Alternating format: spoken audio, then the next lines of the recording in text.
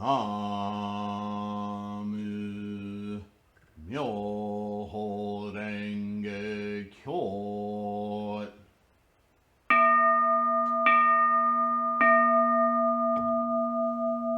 나무 묘호랭개교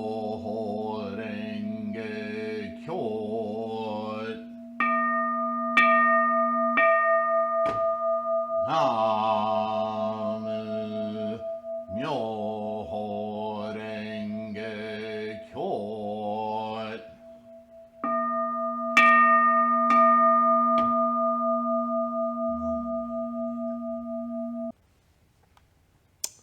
Hello everyone, Namo Myoho Renge Kyo. Welcome back to our constant discussion on understanding the profundity of our Buddhist practice.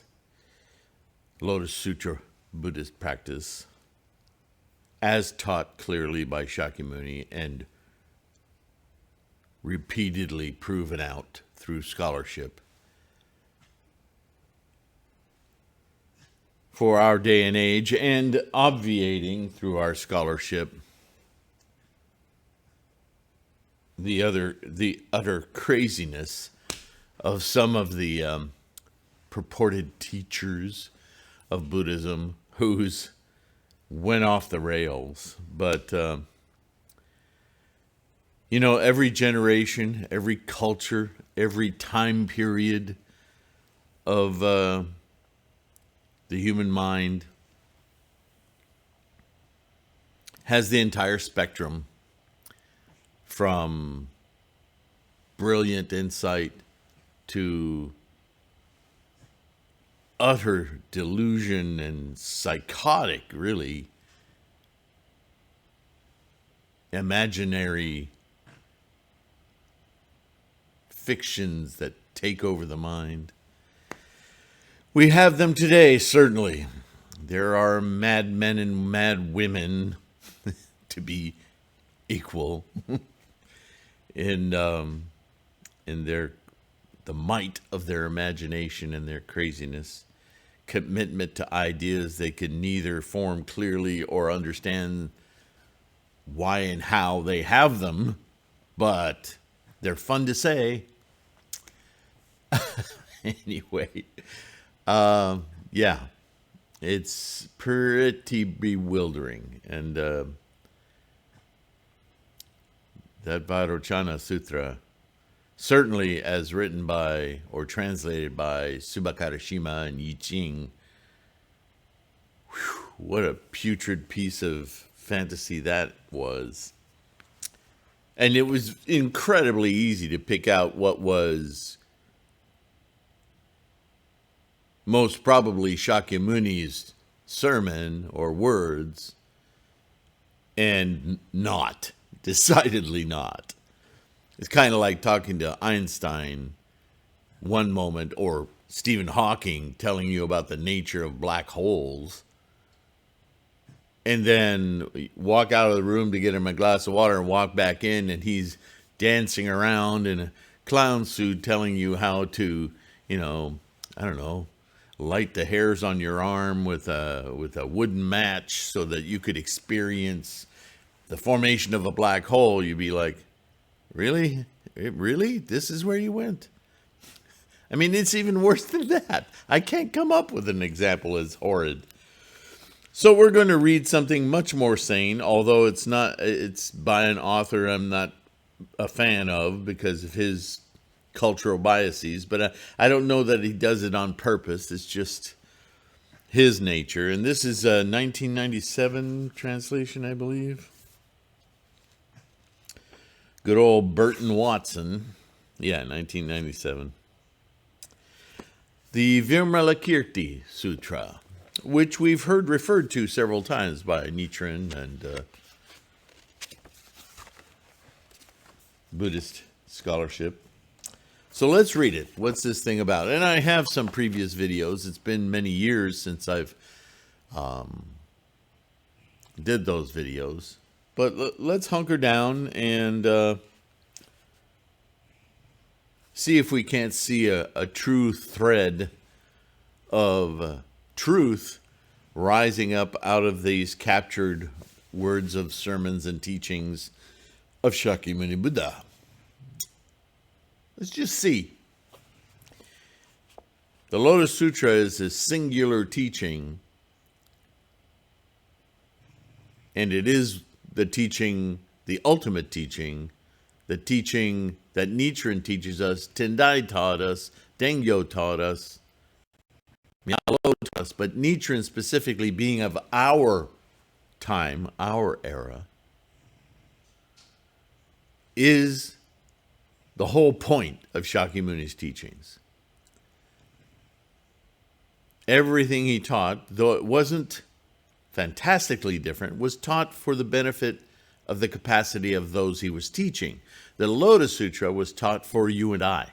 It was taught for 3,000 years later development of the mind, where we would be able to understand how he, Shakyamuni, or Siddhartha Gautama, had attained this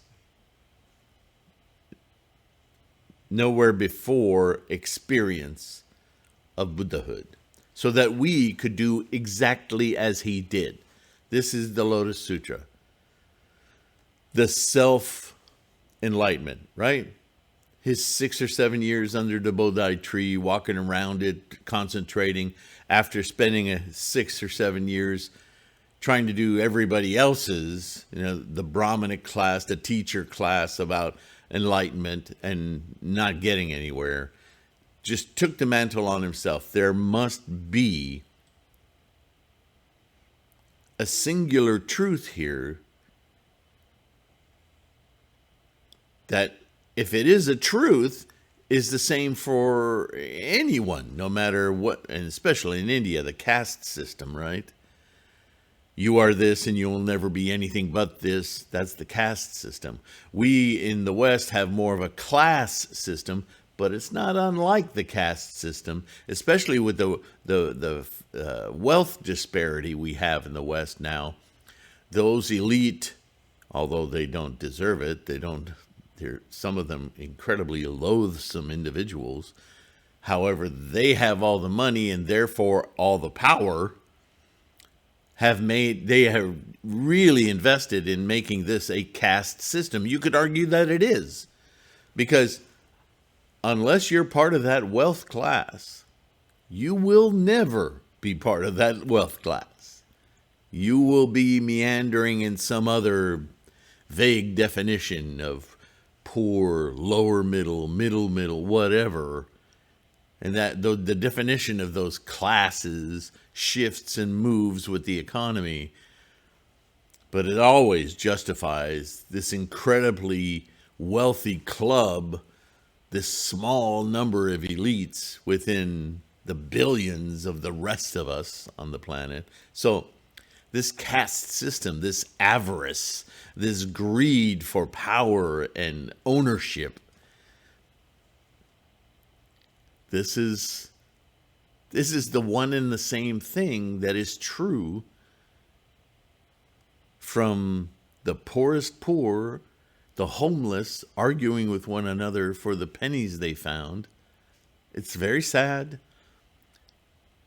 but it is absolutely no different than the Koch brothers and the others that you might identify, whether Mr. Said is another one, very elderly man who just shift billions of dollars into another political, right? Just power, greed. It's the same thing. It's this attachment, this insane belief that because I have this and you don't, I'm better than you. Well, all that betterness and the attendant fear of losing that power, oh my goodness, that controls your entire life. Life, my friends, Buddhism is not about things. Things are the problem. Things are identified as the very things that don't really exist. They're provisional things, they're experiences of things, but that doesn't last. Life has no time. There is no time in the universe when life did not exist.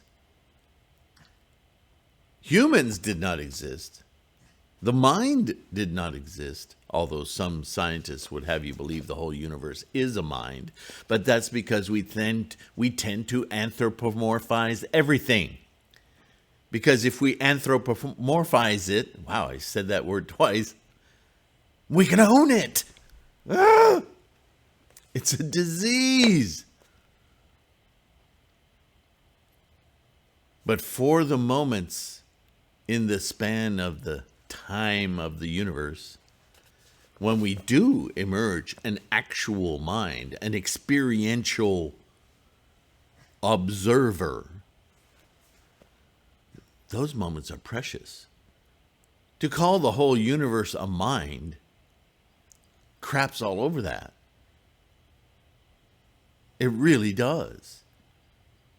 It's another greed of ego to say that, yeah, but my brain, my mind, not brain, my mind has been here for 14 billion years and it'll always be here. Wow, the avarice of that, the greed, the ego of that. This is the critical truth of Shakyamuni Buddha. Because that ego, that sense of ownership, belonging, all of that, this is the source of all our misery, all our stress, all our anxiety, all our competitiveness, all our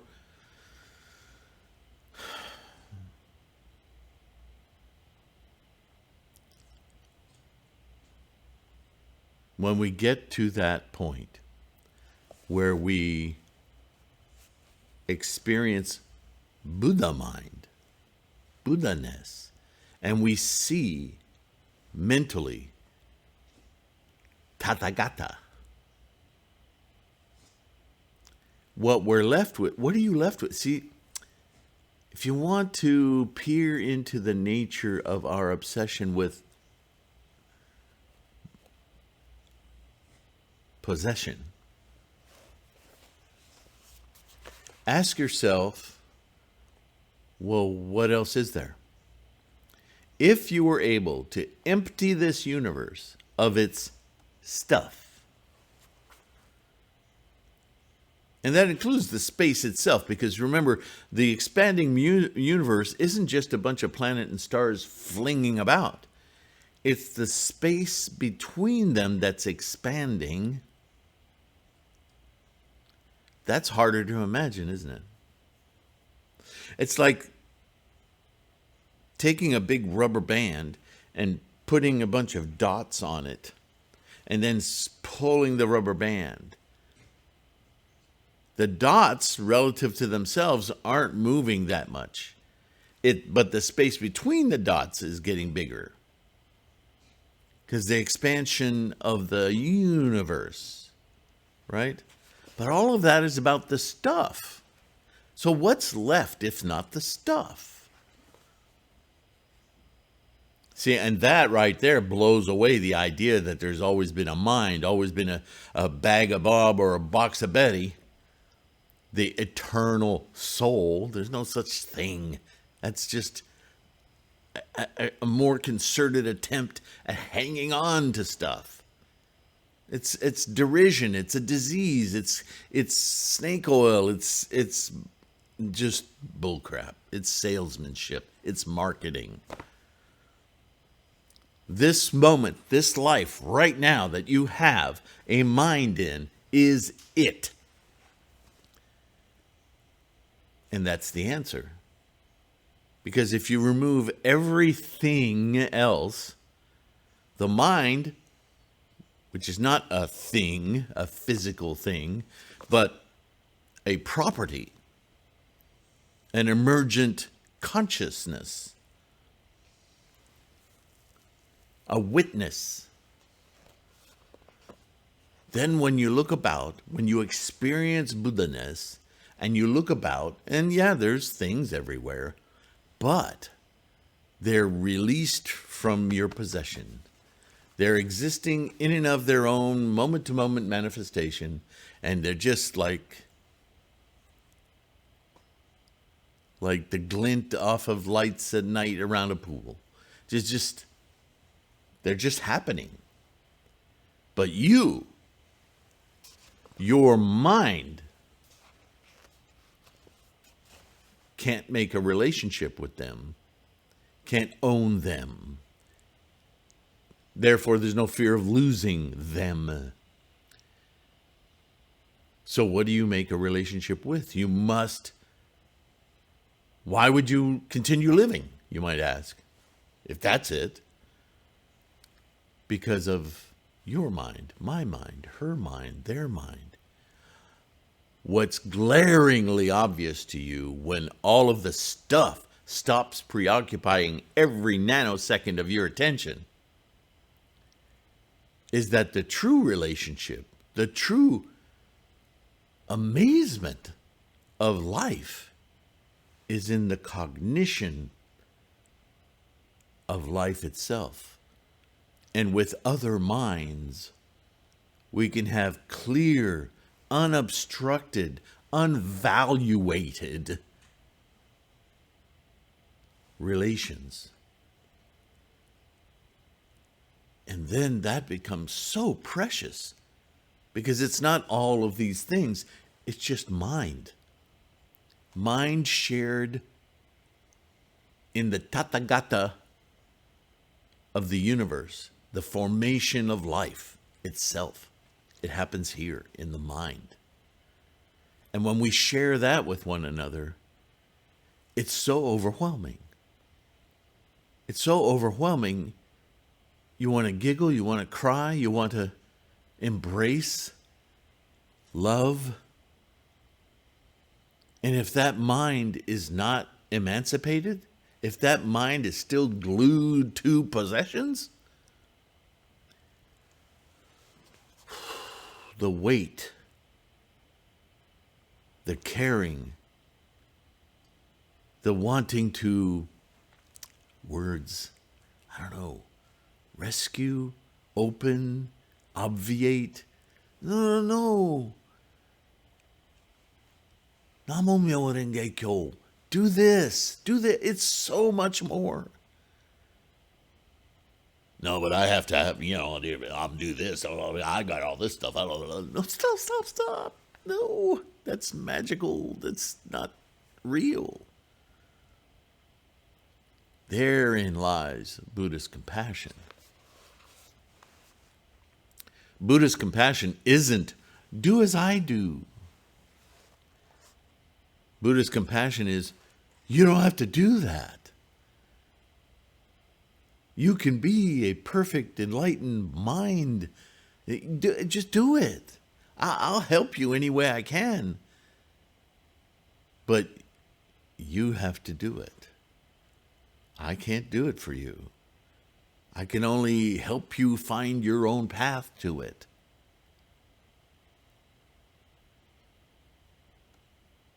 The moment you think, I'll show you, do as I do, there's that possession thing again. You're not getting it. You'll fall right out of it. You're at an earlier stage of bodhisattva. You know, but you're not doing. True compassion is to help others find their path to their awakening. Be a servant.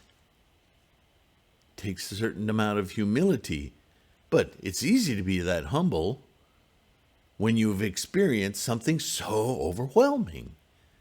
That's Buddhist compassion. It's not the same kind of compassion people normally talk about, right? Which is empathy or pity. You even see that in a lot of English translation of Shakyamuni's words. the pity. It's not pity. That's such a egoistic term. The do as I do term. Wish you could only. It's not the same. You get that, right? All right. So, the Vimalakirti Sutra starts with the first chapter, Buddha lands. We've discussed Buddha lands many times. This is a mental, remember Buddhism, not about all this stuff. It's about the mind. It's about perception, experience. Experience is the only word I can come that's closest to it, because experience is a moment-to-moment occurrence. Perception kind of sounds like a telescope, right? You're looking at it. Experience is in it. That's the difference. This is what I heard. At one time, the Buddha, Shakyamuni, was in the Amara Gardens in the city of Vaishali, accompanied by a multitude of leading monks numbering 8,000. We've heard this number over and over and over again, haven't we? The 8,000 bodhisattvas. There were also 32,000 bodhisattvas. So these 8,000 were the leading monks. All known to the assembly, persons who had carried out all the basic practices of great wisdom, sustained by the might and supernatural powers of the Buddhas, their inspiration. They accepted and upheld the correct law in order to guard the citadel of the Dharma. And they were supported by the powers of the Buddhas. In other words, their own awakening, their own enlightenment, not Shakyamuni. Because this is a mental state. Buddhism is about the mind.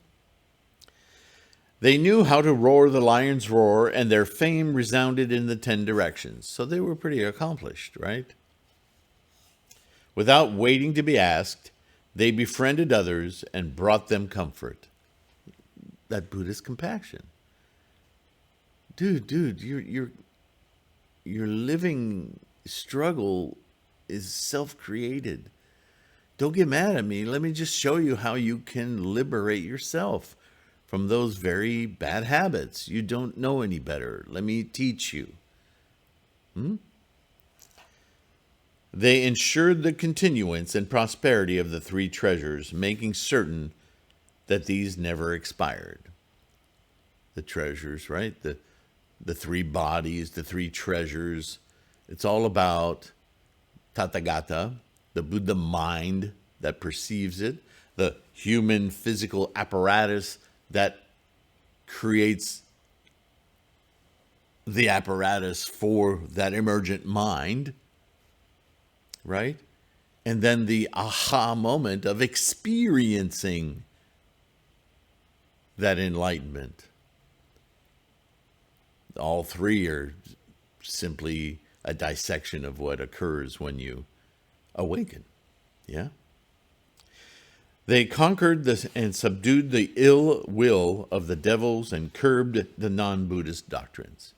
They stopped being distracted by egos. All were spotless and pure, having long ago rid themselves of snares and obstructions. Their minds constantly resided in a state of unhindered emancipation. No more attachments, no more distractions. Look at me, look at me, look at me. The monkey mind, right? The land of possessions. Their mindfulness, right? Keeping this state of being in mind, undistracted. Their meditation, their constant mental focus on this liberated existence, life. Their retention of the teachings because we need to remind ourselves all the time, because they're constantly, especially today, in this era, in this modern times, unfathomable quantities of distractions, yeah?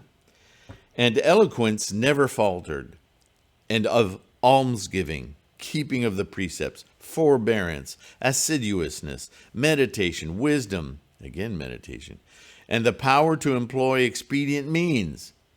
There was not one they were deficient in. Now that's interesting. Expedient means. Why would they need expedient means? Why would our bodhisattva existence trying constantly to maintain our Buddha mind of clarity and unattachment? Why would we need expedient means? Because of our Buddhist compassion. Because how do you help people out of their suffering? By using stories and ways of guidance that, what's the word, cater to? That resonate, let's say, with their lives. Because it's not about do as I do. It's not about, hey, I'm enlightened. Want to join me? No. That will repel more people than it'll help, right? Or create a misunderstanding like you're the source. No. Buddha mind, Tathagata, is universal all the time. What's lacking is the perception of it. And your perception, her perception, their perception, it's yours, it's hers, it's theirs. You have no way of knowing outside of witnessing that they're not experiencing their enlightenment, what that path, what that series of moments that will awaken their Buddha-ness looks like. Their karmic, right, freight train is not, it may even be on the same track of yours, but it's a different train. So expedient means we give them stories, we give them ways of seeing so that they, on their own, will come to the answer. You ever notice when you give someone an answer, almost a knee-jerk reaction to change it, to either fight it or modify it or reinterpret it? And then you get into this battle of who's more right and whose description is competition, ego. You need to give somebody the ingredients so that they can make a recipe that produces the ultimate dish. They know what that is. You don't. You know yours because it's specific to your karma. That's the compassion. You got to let go of that ego. And you got to help them do the same. But you don't know how their ego, their self, is constructed. But you know that we all share in the same impetus, the same influences, so you can make stories. You can address specific to their life scenarios so that they can see beyond what they simply accept over and over and over again. Once you start busting those bubbles, they'll get it. Right? They had learned to accept the fact that there is nothing to be grasped at. No view of phenomena to be entertained. Don't have to understand how every single minute part of the universe works. You just have to understand that it is working. And that very act of working is the life, the Tathagata. Experience through your mind and your mind and your mind.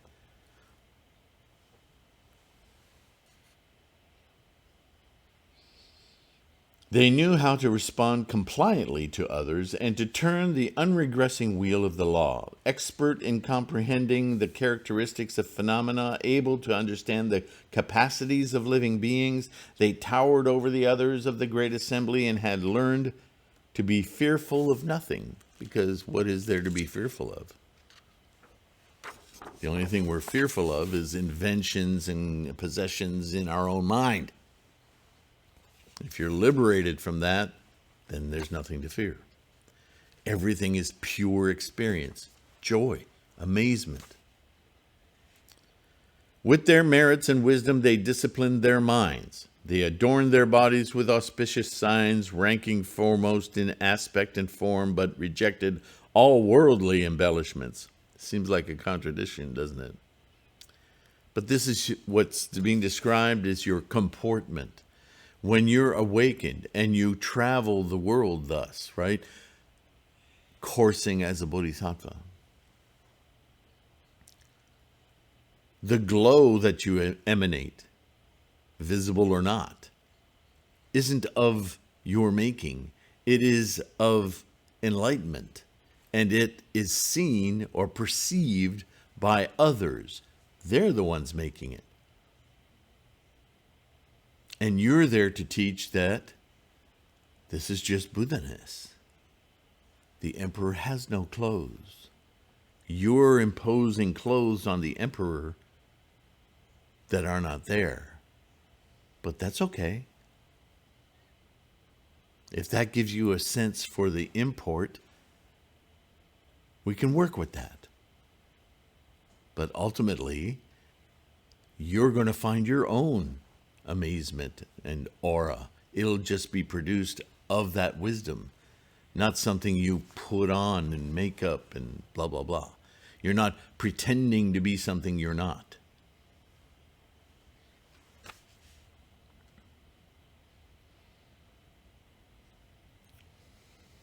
In fame and renown, they soared higher than Mount Sumeru. Their profound conviction was diamond-like in its firmness. The jewels of their dharma shone everywhere, raining down sweet dew, and among the assembly the sounds of their words was the most subtle and wonderful of all. So again, this is just different ways of samsarically defining words being what they are. This example of an awakened mind.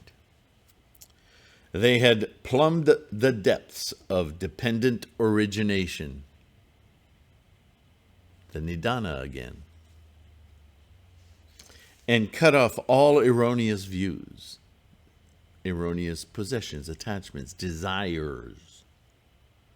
Desires based on stuff. No longer entertaining the concepts either of being or non-being. This is a past, present, future problem, right? That I know I am this because yesterday I was this. But the truth is, yesterday you were not this. In this very moment, now, you are constantly reinstantiating this momentum of energies. And they're never the same. They're constantly evolving, right? Arising, enduring, decaying, dispersing. Everything in life, everything in the universe is thus. Just as you and I. This myth that we maintain a previous reality is just that. It's poof.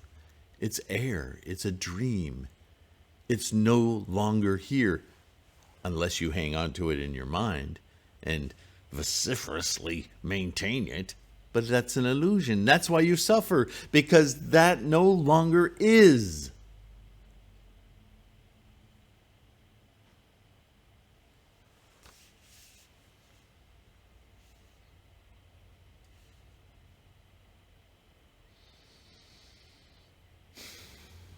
In expounding the law, they were fearless as roaring lions, and their disquisitions on it rolled forth like thunder. There was no measuring them for they had passed beyond measure. In seeking out the jewels of the Dharma, they were like practiced pilots at sea. They had mastered all the profound and subtle meanings of the doctrines and were expert in perceiving the past and future existences of living beings and the workings of their minds. Now, that might have sounded confusing, and it may have confused good old Burton. But what that is saying, especially now that you know, because you practice Namo Myoho Renge Kyo, right? The self-realization of the Lotus Sutra practice. That what that means is what I was saying earlier. They were expert in perceiving the past and future existences, manifestations of living beings and the workings of their minds. This is that Buddhist compassion again. When you're released from all of that, it becomes painfully obvious how the other minds around you are not released from it. How they do cling to a past. How they project that past right through the now into the future, never realizing where they are, moment to moment to moment. Didn't say past, present, or future. It said past and future, because that's how most people live their lives. This is what I believed, therefore this is where I am headed. Where are you right now? In transit. Okay, but I don't think you really understand what you're saying. Because it is in this moment alone, this moment, that you are instantiating, manifesting that self based on what? Based on Tathagata? Based on Buddha-ness? Like when you chant Namo Myoho Renge Kyo, Namo Myoho Renge Kyo over and over and over again. Why do we do that? To keep instantiating that Tathagata-ness. To train our minds to stay put. Well, this Daimoku doesn't sound like I did it last week. That won't happen if you're really focused on your mandala and awakening your Buddha mind. That won't happen. You won't even perceive time, let alone last week, this morning, how this will sound tonight. The issue of time disappears. That's the truth. If you're still stuck on, well, I wouldn't be doing this if, 16 months ago I hadn't met Fred, then you're not focused. You're not perceiving what's happening right now. You're mundane. You're on earth. You're being attached to events in the past. That is the nature of attachment. You can't let go. And between attachment and letting go is where all of your misery lies. Of course you came through a womb. Of course you were a child in diapers. Of course you went to elementary school. It's on and on and on. I'm not arguing that. We're talking about the mind. In the mind, you are here now, experiencing. And those previous moments of experience, they were all based on attachments, possession. And so you cannot rely on those experiences to inform who you are now, because who you are now is Buddha-ness, unattached. In this moment of time, and this moment, and this moment, and this moment.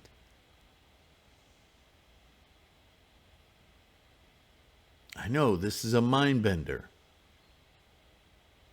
There's no denial of existence in this mind bender. There is only a shift, a paradigm shift of witnessing. And the only life that matters is the life that you're experiencing in this moment. I don't care that you used a toilet in France one time in the 1990s. It's not relevant to your life. Truly, your life, this experience. Only this is. Use those memories as expedient means. Use them as frame of reference to teach others to find this moment. But they are not this moment unless you force them in.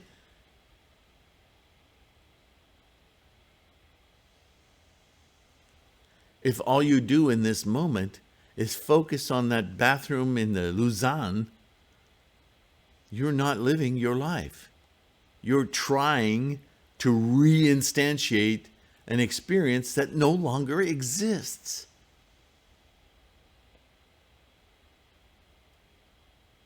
That's what past means. Not P-A-S-T. Respell it as P-A-S-S-E-D. Will that help? It's gone. It's just a story. I know that's a tough one. But if you understand that Buddhism is about this critical shift of awareness, it'll make sense. I promise you. Where are we?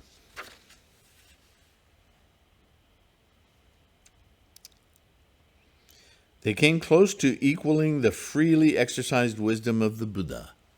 So they're still bodhisattvas, right? The unparalleled one. His 10 powers, his fearlessness, and his 18 unshared properties. We don't need to know what those are. They're just more verbal, trying to capture the essence of being a liberated mind. Though they had firmly closed the gate to all manner of evil existences, yet they allowed themselves to be born in the 5 lower realms, manifesting themselves there so that they might act as great physician kings, adroitly healing the ills of others, doling out whatever medicine suited the ailment, and ensuring that the patient took it as prescribed. What do you think that paragraph was all about?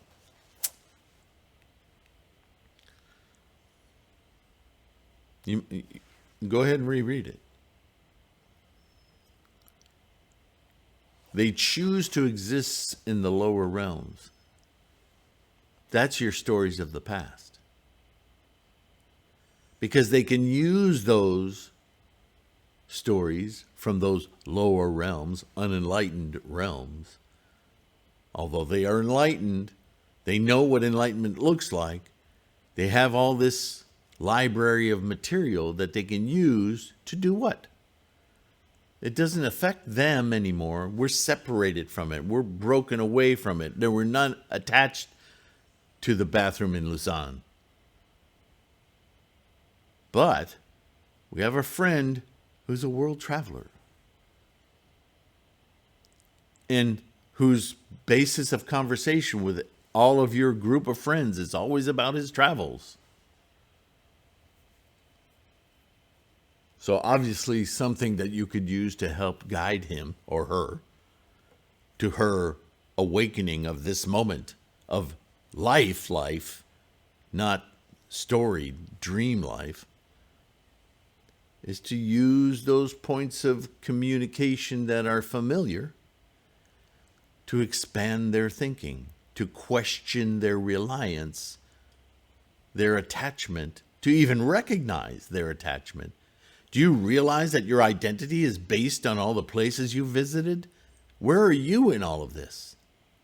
Well, I can show you pictures. Great. More attachment. Show me a picture of something that doesn't exist. Or are you saying that that bathroom in that bar in Lausanne doesn't exist? No. I'm saying that moment that you experienced in that bar does not exist. But I documented it. Really?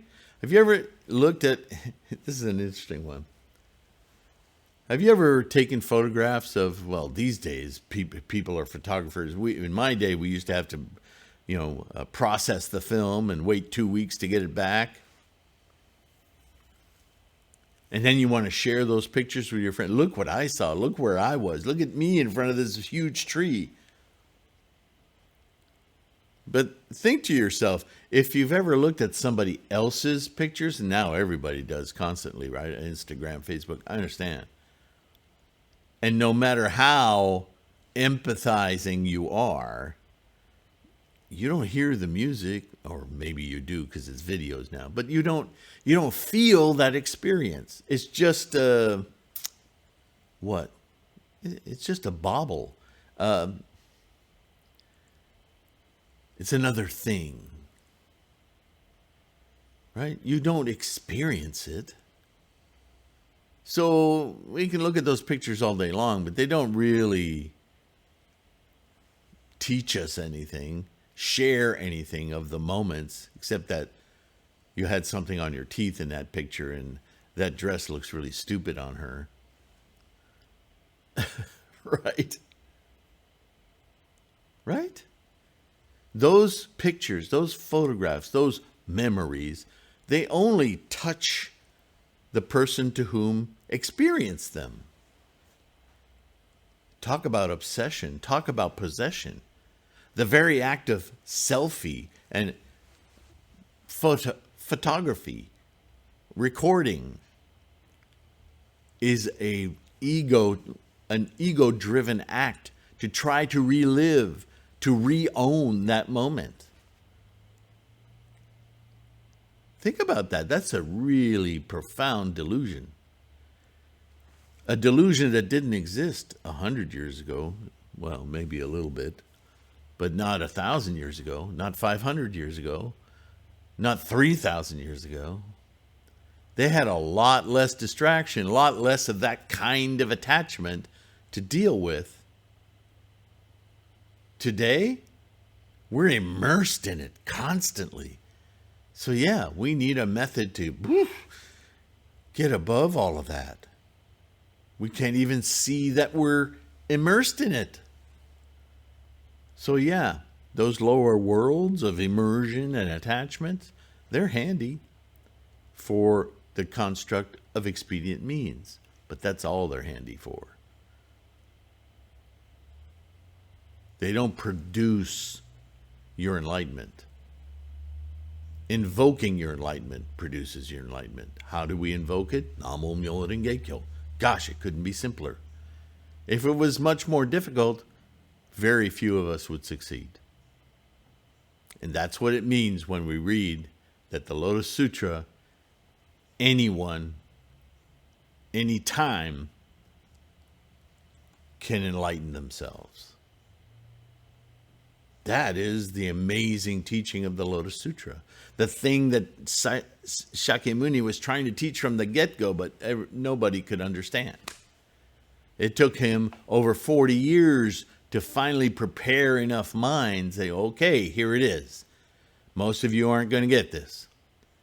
But 3,000 years from now, people's minds will have evolved where not only will they understand this, but they'll have to. Because the world, as it continues to along its avarice path, its avaricious path, the nature of distractions and attachments is going to be so severe that only something this direct will work. And because it's this direct, no one will be excluded. Everyone, it will work. Even for those of you who are Ichantika, even for those of you who are Shravaka, Pratyagabuddha, Arhats, stuck in your ego-ness of what you think is Buddhahood. Even you, if you chant Namo Myoho Renge Kyo with conviction, with single-minded dedication to experience the Tathagata, you will awaken your Buddha mind. It's already there. It's just waiting to be awakened. It's buried. It's buried under 3 billion TikTok videos. but it's there, trying to get out. Yeah. Countless benefits, all these they had acquired, countless Buddha lands, all these they had made marvelously pure. No one saw or listened to them without profiting thereby, and no action of theirs was ever performed in vain. Such was the manner in which all merits adhered to them. So this is where you hear me constantly referring to, excuse me, constantly referring to our radiating influence. Because our mind is clear, the very energy that our freight train of karma radiates out affects others, influences others. Yeah?